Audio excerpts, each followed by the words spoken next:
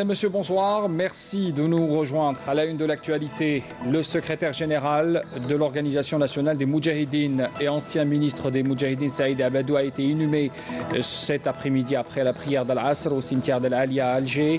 Le chef de l'État, Abdelkader Ben Salah, a affirmé qu'avec le décès de Saïd Abadou, l'Algérie et la famille révolutionnaire perdaient un fils valeureux, un militant honorable et un des symboles du glorieux novembre.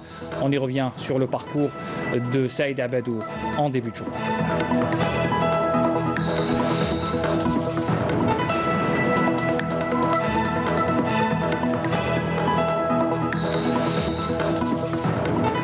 Dans l'actualité également aujourd'hui, mandat de dépôt contre l'ex-premier ministre Abdelmalek Sellal. Il comparaissait aujourd'hui devant la Cour suprême. Plusieurs chefs d'accusation ont été retenus contre lui. Ammar Ben Younes, également son mandat de dépôt, comparaissait également devant le juge d'instruction. Nous irons faire le point en direct à partir de la Cour suprême dans un tout petit instant. Les ministres des Affaires étrangères de l'Algérie, la Tunisie et l'Égypte, respectivement Sabri Boukadoum, Khamaïs Djinaoui et Sameh Choukri, ont fait part lors de la réunion ministérielle tripartite sur la Libye de leur profonde inquiétude et préoccupation concernant la situation qui prévaut en ce moment dans ce pays voisin.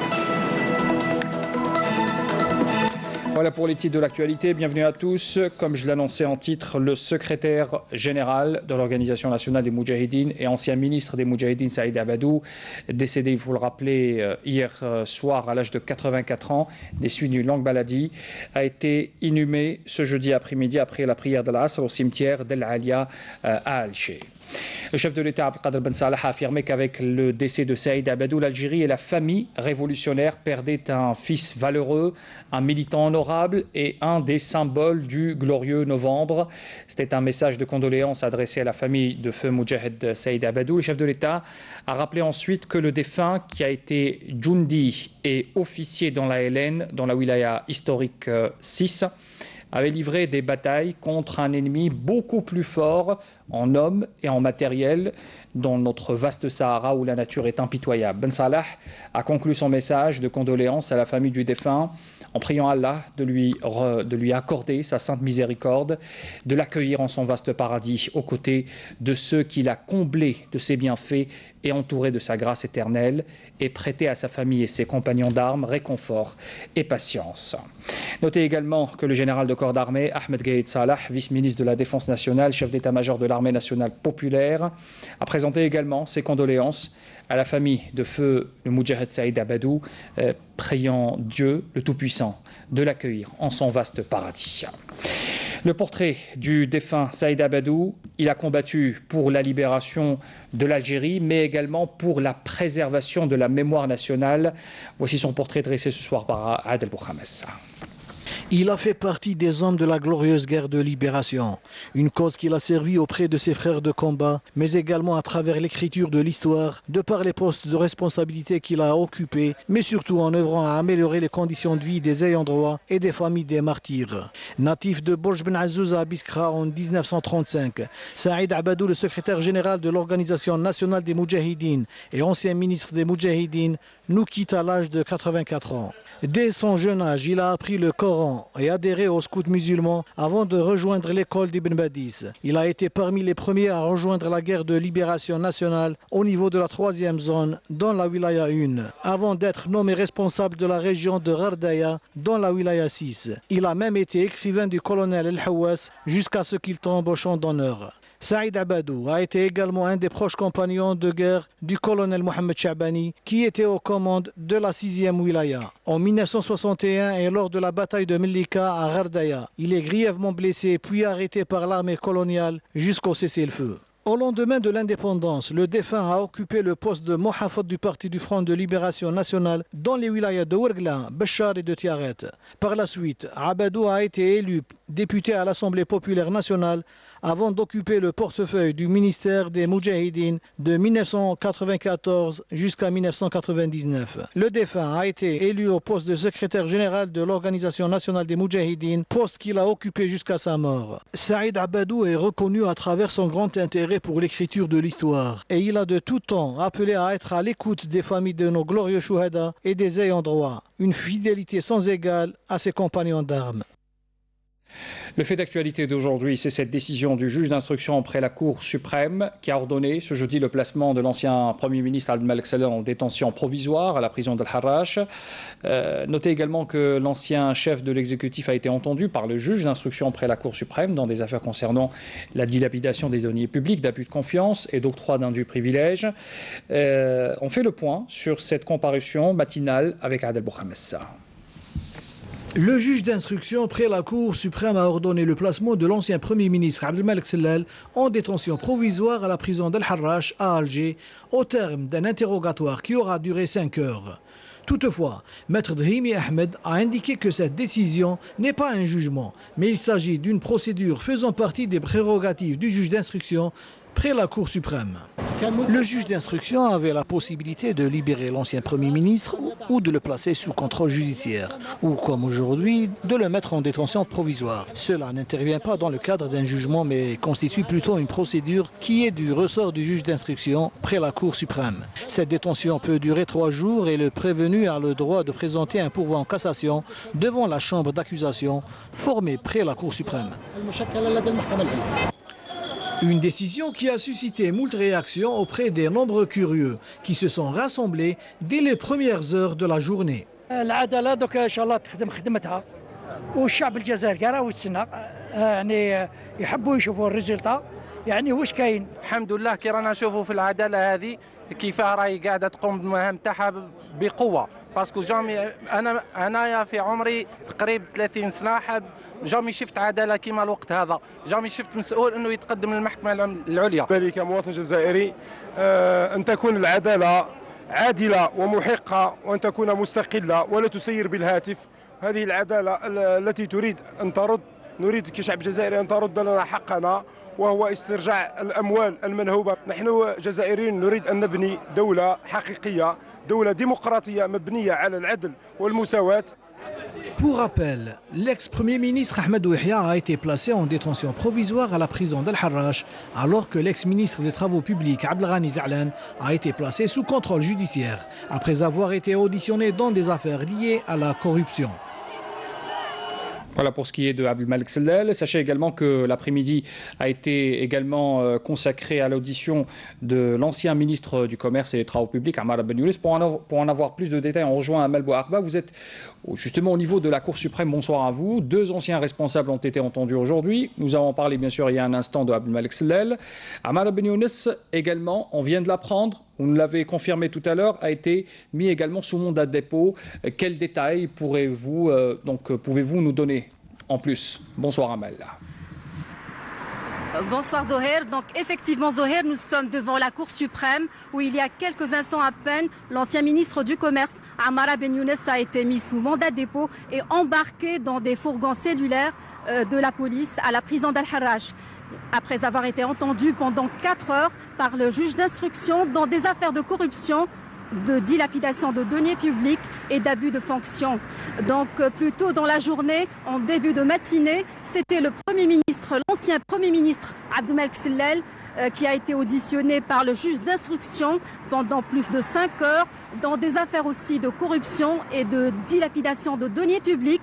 Il a été également mis sous mandat de dépôt et transféré à la prison d'Al-Harrach. Hier, c'était aussi au tour de l'ancien Premier ministre Ahmed Ouihia d'être transféré à la prison d'Al-Harrach.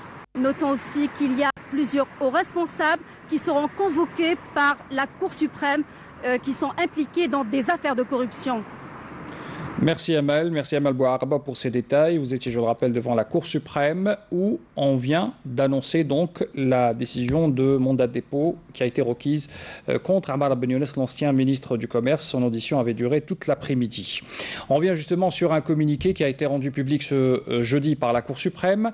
Un communiqué rendant compte justement des chefs d'accusation retenus contre l'ancien Premier ministre Ahmed Ouihia. Rappelez-vous, on en parlait déjà hier. Et l'ancien ministre des Transports et des Travaux publics, Abdelghani Za'lan. Le procureur général près la Cour suprême avait retenu 4 chefs d'accusation. Il s'agit donc d'octroi d'indus d'avantages dans des marchés de contrats publics, dilapidation également de deniers publics, abus de fonction et conflit d'intérêts également. Après comparution, l'ex-premier ministre, il faut le rappeler, a été placé sous mandat de dépôt et transféré à la prison d'Al-Harraj, tandis que Abdelghani Zalan a été placé sous contrôle judiciaire avec retrait de passeport ordinaire et diplomatique et obligation de signature devant la Cour mensuellement. Sachez également qu'une information qui a été rapportée par la télévision publique, la gendarmerie nationale a arrêté ce jeudi Mourad Oulmi, PDG de l'important groupe algérien Sovac, distributeur en Algérie des véhicules de marque du groupe Volkswagen et partenaire de l'entreprise allemande dans une usine d'assemblage automobile en Algérie. Mourad Oulmi est entendu en ce moment même par les enquêteurs de la brigade de gendarmerie de Bab Jdida. Dans l'actualité aussi, le président du Conseil de la Nation par intérim, Salah Goudjil, prend part en ce moment à la 20e réunion des Sénats européens prévue à Paris. Goudjil participe, il faut le rappeler, à cette réunion dont les travaux s'articulent autour de 2 principaux thèmes, à savoir le dialogue euro-africain des 2e chambres de Parlement et le bicaméralisme, un acquis pour la démocratie. Cette réunion se déroule avec la participation de plusieurs délégations européennes et africaines. Sachez que le président du Conseil de la Nation par intérim, Salah Goudjil, s'est entretenu également, vous le voyez sur ces images, avec le président du Sénat français, Gérard Larcher, en marge des travaux de cette 20e réunion des Sénats européens. Nous allons à Tunis à présent. Il faut savoir qu'en marge de cette réunion ministérielle, on y reviendra dans un instant, ministérielle, je le rappelle, tripartite regroupant l'Algérie, la Tunisie et l'Égypte sur la situation libyenne. Le ministre des Affaires étrangères, Sabri Boukhadoum, a été reçu par le président tunisien Beji Caid Sebsi. Les 2 parties ont eu des échanges sur la relation bilatérale qu'entretiennent en ce moment l'Algérie et la Tunisie. Voilà pour cette audience. On revient à présent sur les travaux de cette réunion tripartite. Alors, les ministres des Affaires étrangères des 3 pays, l'Algérie, la Tunisie et l'Égypte, je le rappelle, respectivement Sabri Boukhadoum, Khmaïs Djinaoui et Samah Choukri, ont fait part lors de la réunion ministérielle tripartite sur la Libye de leur profonde inquiétude et préoccupation concernant la situation qui prévaut dans ce pays voisin. Moulena Walhamoudi. Un nouveau round de pourparlers a réuni pour la 7e fois les ministres des Affaires étrangères de l'Algérie, de la Tunisie et de l'Égypte. À l'ordre du jour de cette tripartite, la crise libyenne, ainsi que les efforts à entreprendre en vue de trouver une solution pacifique à cette crise. Les ministres ont réaffirmé leur attachement à l'unité, à la souveraineté et à l'intégrité territoriale de la Libye et à la nécessité d'unir toutes les institutions nationales libyennes. Je rappelle que depuis le début de l'offensive sur la capitale libyenne, l'Algérie a appelé à une réunion tripartite urgente et a accepté toutes les propositions faites suite à cet appel, y compris la tenue de cette réunion à Moscou en marge du forum de coopération arabo-russe.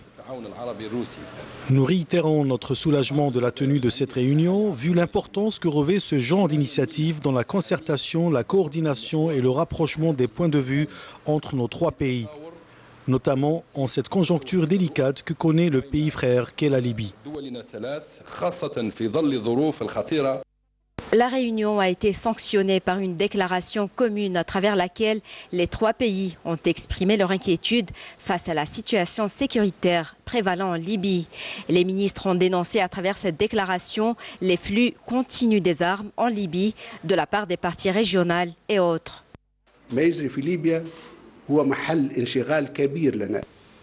Ce qui se passe en Libye est une source de préoccupation pour nous et nous ne ménageons aucun effort pour parvenir à un cessez-le-feu et pour convaincre les différentes parties libyennes à entreprendre un dialogue inclusif et approfondi.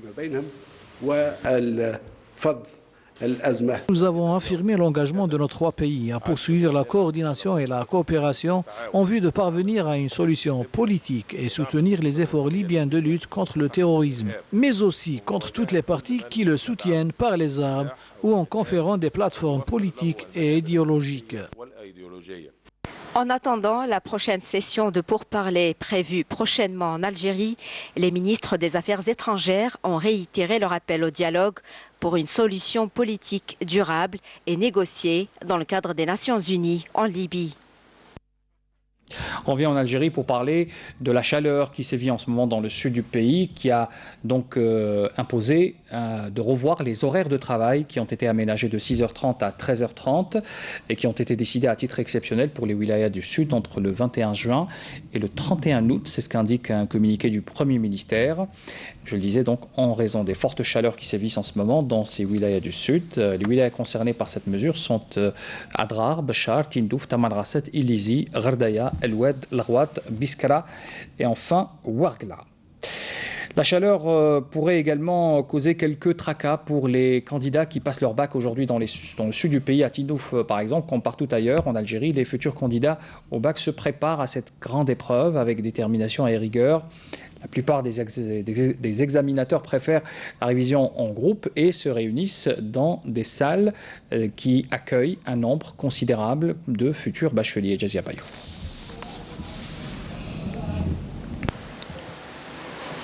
À quelques jours de la grande épreuve, les candidats à l'examen du bac travaillent d'arrache-pied pour être fin prêts avant l'épreuve décisive. Ici à Tindouf, les salles de préparation au bac sont quasi pleines. Nous nous sommes réunis ici pour préparer, moi et mes amis, l'épreuve du bac qui aura lieu la semaine prochaine. Chacun de nous a des compétences bien particulières. En conjuguant nos efforts, nous augmenterons nos chances de réussite, en espérant que l'épreuve du bac sera abordable. Nous favorisons la révision collective pour mieux comprendre les matières essentielles et pour mieux nous entraider.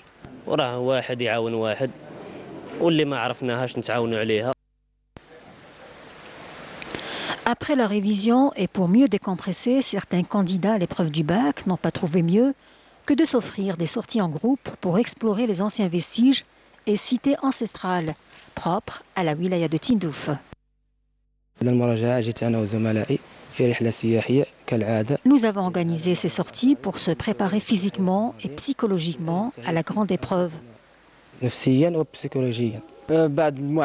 tous les efforts fournis durant des journées entières de révision, il fallait qu'on sorte un peu pour mieux décompresser et se défouler. Pour une meilleure préparation au bac, les futurs candidats devront donc se préparer sur tous les plans, aussi bien physique que mental, pour augmenter ainsi leurs chances de réussite à cette épreuve cruciale. L'Algérie a condamné ce jeudi avec force l'attaque ayant ciblé hier l'aéroport d'Abha au sud du royaume d'Arabie Saoudite, faisant plusieurs blessés parmi les civils, exprimant par là même sa pleine solidarité avec le royaume. Déclaration du porte-parole du ministère des Affaires étrangères, Abdelaziz Ben Ali Sherif. L'information sécuritaire de ce soir, on apprend qu'un élément de soutien au groupe terroriste a été arrêté hier à Annaba par un détachement de l'armée nationale populaire. C'est ce qu'indique ce jeudi un communiqué du ministère de la Défense nationale. Par ailleurs, et dans le cadre de la lutte contre la criminalité organisée, un détachement de l'ANP a intercepté à Ingezem 15 orpailleurs et 2 contrebandiers, saisi 5 véhicules tout-terrain, 7,5 tonnes de denrées alimentaires et 6 détecteurs de métaux. D'autre part, des éléments de la gendarmerie nationale ont arrêté à Tlemcen 4 narcotrafiquants et saisi 30,4 kg de kif traités, conclut également le communiqué du MDN. Pour terminer ce journal, nous allons à Al-Bayat dans la région de Brézina pour parler de ces stations rupestres qui est une véritable découverte pour beaucoup d'entre nous qui ignoraient jusqu'à aujourd'hui cette quarantaine de stations de gravure rupestre.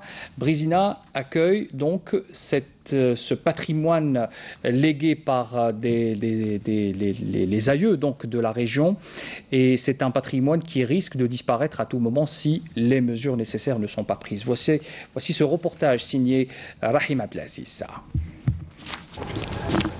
Le Sahara vibre au rythme de sa faune et sa flore.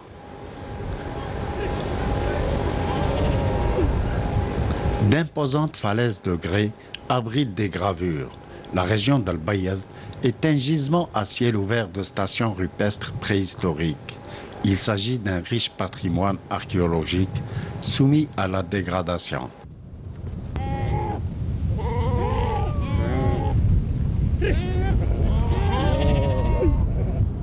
On compte quelques 40 sites de stations rupestres. Malheureusement, ces sites ne sont pas protégés et subissent des actes de vandalisme. C'est des sites qui sont en plein désert. Personne ne peut assurer leur défense plutôt. Ce qu'on demande aux autorités locales, c'est de prendre à bras le corps ce dossier de gravure rupestre, de le recenser, et de le répertorier et de créer une commission de suivi pour faire parler ces gravures rupestres. Pour faire parler, parce qu'il s'agit quand même de notre passé. Et c'est un patrimoine aussi, c'est un très riche patrimoine qui nous a été légué par ces populations. Ces populations qui, comme je l'ai dit tout à l'heure, qui ont vécu dans cette région bien avant, il y a 6000 ans, comme lorsqu'on parle du bélier de Boualem. C'est une gravure rupestre qui date depuis 6000 ans. Quand on parle de ces scènes de chasse dans la région des Merdoufa, du Scorpion, c'est des gravures qui datent bien avant, il y a 9000 ans. La gravure du bélier à tête sphéroïde de la station de Boualem est unique au monde. Le site qui l'abrite reste sous la menace de la dégradation par l'homme. Les gravures sont aussi victimes de l'érosion.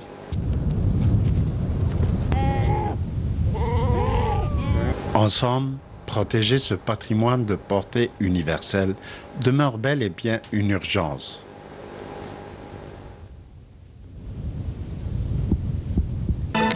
C'est la fin de ce journal. Merci de l'avoir suivi. Les adresses électroniques pour les replays des journaux télévisés et des émissions de la chaîne.